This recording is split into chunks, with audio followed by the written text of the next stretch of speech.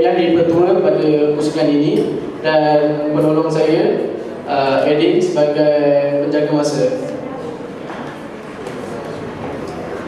Pihak kerajaan terdiri daripada Nurul Safitri, Nurul Atika dan Nur Intan Suhaila. Manakala pihak pembangkang terdiri daripada Umar Farouk, Sadiqin dan Nur Khadijah.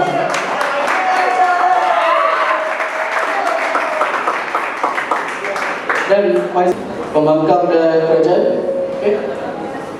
Dengan ini saya menjemput Yang Perdana Menteri untuk memulakan bicara.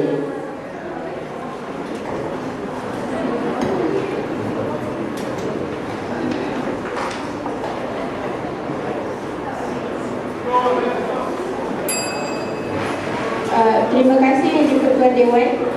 Yang saya hormati rakan-rakan barisan pembangkang yang disegani barisan Kabinet Kerajaan serta seisi Dewan yang sudi bersidang bersama kami.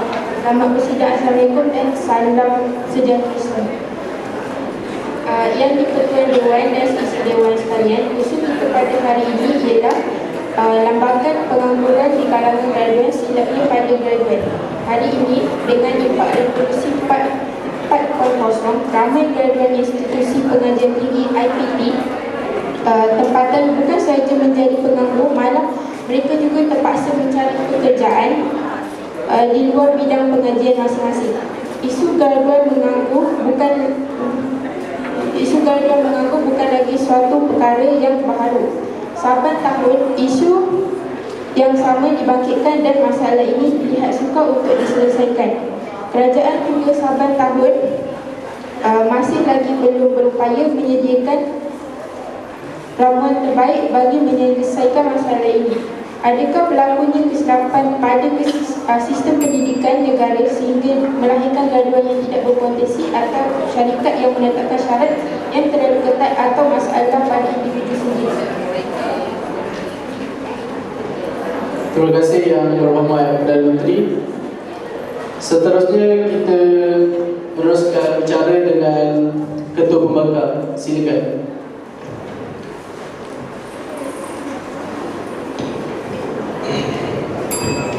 Terima kasih Yang di-Pertua Barisan Kerajaan, Barisan Pembangkang, hadirin dan hadirat. Assalamualaikum warahmatullahi taala wabarakatuh. Salam perdebatan, salam graduan berjaya untuk semua.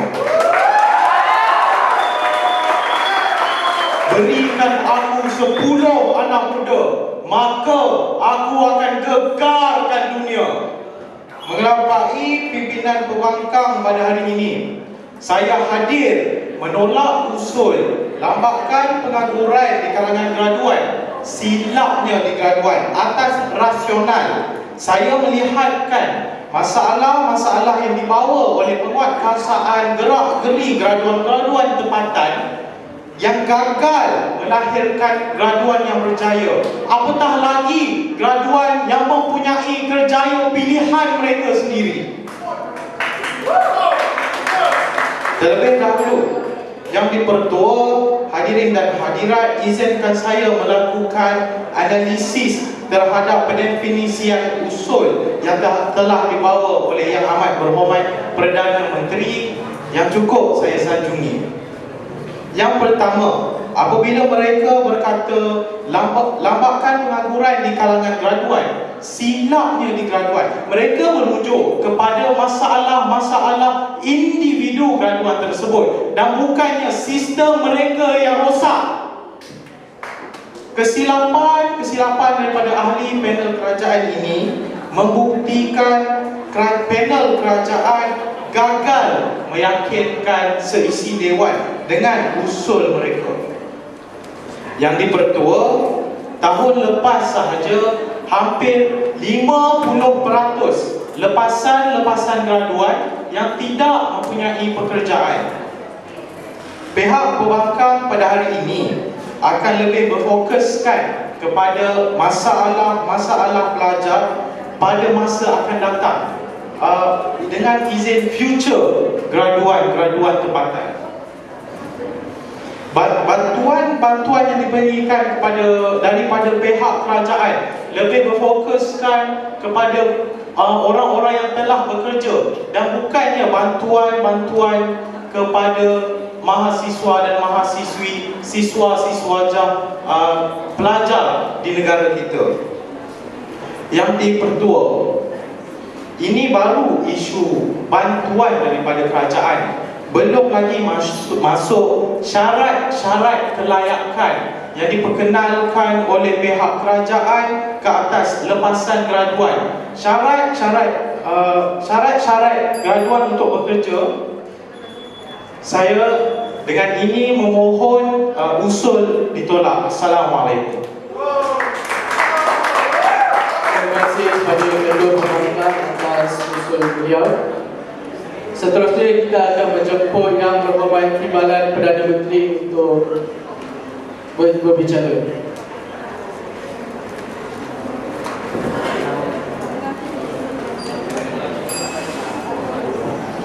Bismillahirrahmanirrahim.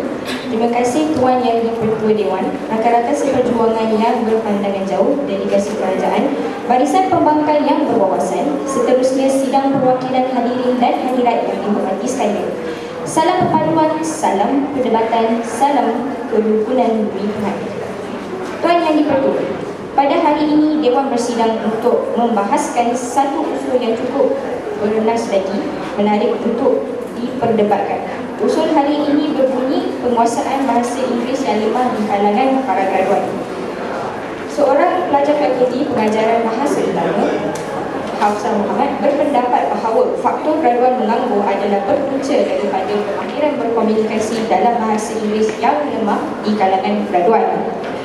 Sejak zaman persekolahan, kita sering diberi pendedahan tentang kepentingan menguasai bahasa Inggeris dan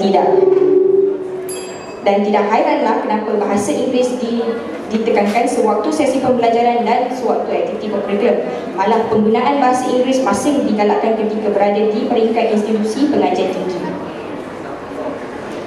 Syarikat dan majikan yang ingin mengambil pekerja akan menitik beratkan kebolehan para graduan dalam bertutur dalam bahasa Inggeris kerana ia akan digunakan ketika berurusan dengan rakan kongsi perniagaan. Bukan itu sahaja, penggunaan bahasa Inggeris dapat memudahkan komunikasi dengan pelanggan yang kurang fasih dalam bahasa Melayu. Namun begitu, para graduan yang hadir ketemu duga kurang fasih berbahasa Inggeris, siswaza yang tidak lancar dalam pertuturan bahasa Inggeris pasti akan rasa tercabar dengan kekangan ini dan membuatkan motivasi mereka pada setiap kali menghadiri temu duga. Oleh itu, ia menjadi tanggungjawab para graduan untuk memastikan mereka menguasai bahasa Inggeris dan supaya berjaya melepasi temu duga pekerjaan. Dengan itu, keadaan pengangguran dapat ditangani demi masa depan Malaysia yang lebih baik. Sekian itu saja. Terima kasih. Terima kasih Yang Berhormat Timbalan Perdana Menteri. Seterusnya saya menjemput pembangkang kedua untuk tampil dan berbicara. Sekian.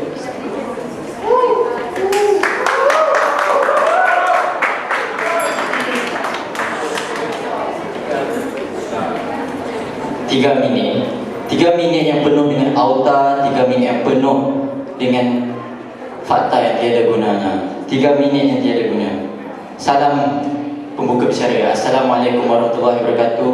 Yang di-Pertua, saya sebagai Timbalan Ketua Pembangkang ingin menerangkan mengapa kerajaan terkial-kial dan gagal dalam menangani isu ini. Menurut Timbalan Perdana Menteri sebentar tadi, beliau mengatakan bahawa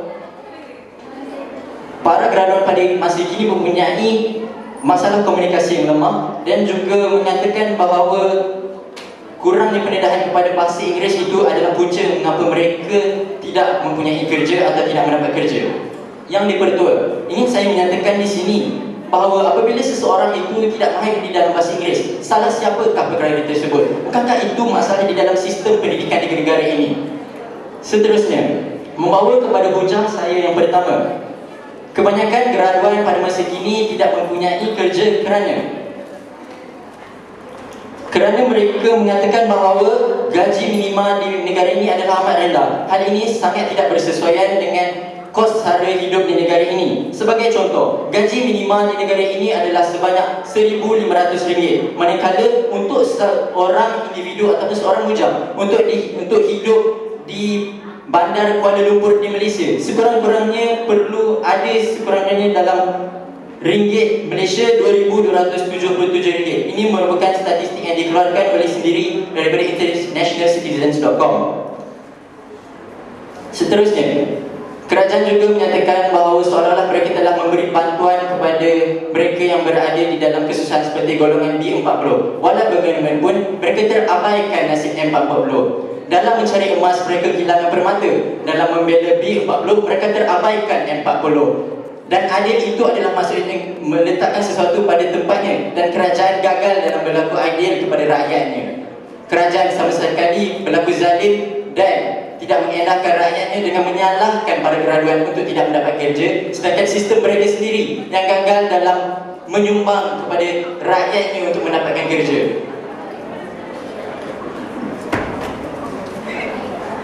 Seterusnya, selain daripada masalah gaji minimal rendah, ingin juga saya menyebut bahawa pemilihan kuota dari segi bangsa dalam penjawatan awam merupakan punca mengapa graduan itu tidak mempunyai kerja. Sebagai contoh, menurut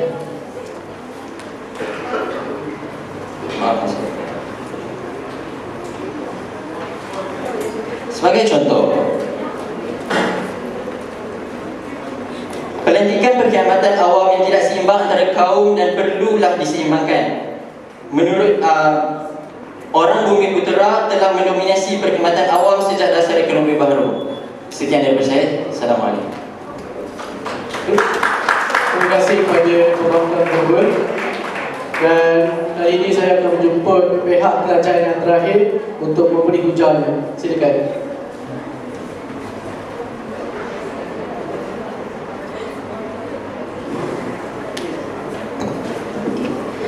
Yang diberkati Dewan dan sesi Dewan sekalian, cuba anda lihat di sekeliling betapa ramai graduan selepas siswaza yang bekerja dalam bidang yang sama dengan bidang pengajian mereka ketika di universiti. Berdasarkan kajian, selidik graduan Malaysia menyeraikan 3 bidang pengajian lebih 75% graduan, yang majoriti graduan bekerja dalam bidang yang sama. Selepas tamat pengajian iaitu juru bahan, jururawatan dan kejuruteraan, manakala graduan dalam bidang sains politik, kemanusiaan, liberal art, sains dan teknologi hanya 30% dan ke bawah sahaja yang bekerja dalam bidang yang sama. Oleh itu, mungkin kaji selidik yang dilakukan ini boleh membantu graduan selepasan SPM untuk memilih bidang pengajian yang terbaik.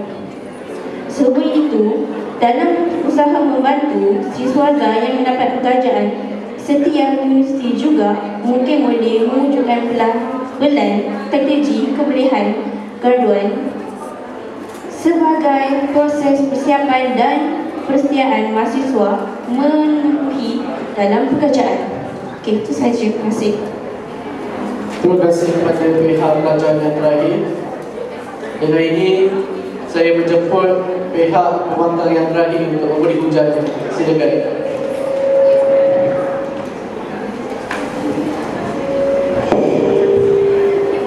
Terima kasih Tuan Yang Dipertua. Bismillahirrahmanirrahim. Yang dihormati Tuan Yang Dipertua, delegasi perwakilan kerajaan yang kelihatan goyang di seberang sana, rakan-rakan barisan kontradiksi yang telah bersedia melontarkan bola-bola api mematahkan hujah rambut pihak kerajaan. Seterusnya, sidang Dewan sekalian, Assalamualaikum warahmatullahi wabarakatuh. Salam sejahtera dan selamat bersidang kesemuanya. Tuan Yang Dipertua, selaku diberi mandat sebagai Yang Berhormat Pembangkang ketiga pada hari ini, saya ingin merakamkan jutaan terima kasih dan salam apresiasi kepada barisan kerajaan kerana yang pertama, Yang Amat Berhormat Perdana Menteri, barisan Yang Berhormat pihak kerajaan telah gagal membidas isi serta definisi konsep sebenar dan gagal menjawab izin laluan yang kami berikan. Yang kedua pula, barisan Yang Berhormat hanya membidas contoh-contoh dan tidak pula membidas kata kunci Dan yang ketiga, ternyata Yang Berhormat Barisan Kerajaan hanya menyatakan hujah berdasarkan pandangan sendiri tanpa bukti kualitatif dan kuantitatif, dan hanya menyatakan hujah berdasarkan bukti-bukti yang bersifat terpencil. Apa yang saya lihat dan saya dengar tadi berdasarkan Yang Berhormat Perdana Menteri, Yang Berhormat Timbalan Perdana Menteri, Yang Berhormat Menteri, saya ingin bertanya kepada Perdana Menteri, pekerjaan di luar bidang kemahiran mereka, kenapa nak salahkan pendidikan pula? Sedangkan mereka belajar, mengejar CGPA mereka, dan mereka terpaksa bekerja di luar bidang mereka sebabkan pekerjaan yang ada di Malaysia ini tidak cukup untuk mereka. Yang kedua pula, syarikat tak letakkan syarat yang tetap. Kebanyakan syarikat ada yang meletakkan syarat yang sangat-sangat senang untuk mereka bekerja di syarikat itu. Mereka tidak, maafkan saya, mereka tidak straight dalam syarat-syarat tersebut. Bagi Timbalan Perdana Menteri pula, penguasaan bahasa Inggeris yang lemah. Sedangkan banyak sahaja IPT telah menubuhkan pelbagai subjek-subjek yang ada di IPT mereka sendiri. Ya, saya tahu dari sekolah lagi mereka telah belajar bahasa Inggeris dari segi, maafkan saya, dari segi grammar, vocabulary, dan juga essay ataupun writing, atau macam mana mereka nak sebut, macam mana mereka nak cakap dalam bahasa Inggeris. Kebanyakan pelajar saya sebenarnya bukan tak boleh cakap bahasa Inggeris, tapi sebenarnya mereka tiada keyakinan untuk bercakap sebenarnya. So saya ingin bercadang kepada pihak kerajaan untuk melakukan pelbagai kempen. Okey, sekian, terima kasih daripada saya. Teruskan. Sesi soalan jawab selama 1 minit dimulakan sekarang.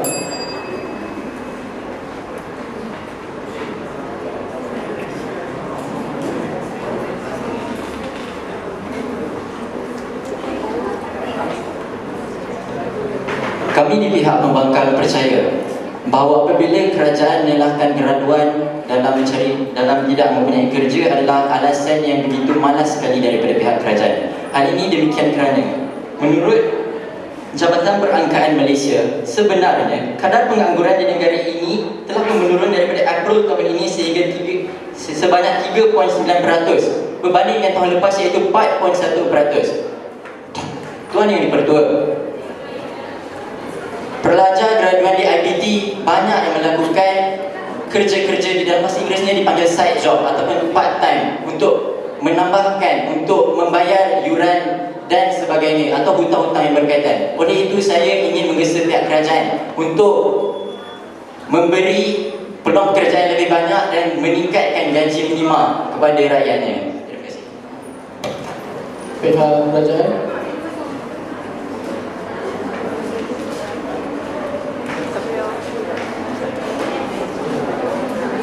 Pihak kerajaan diberi 1 minit untuk menjawab.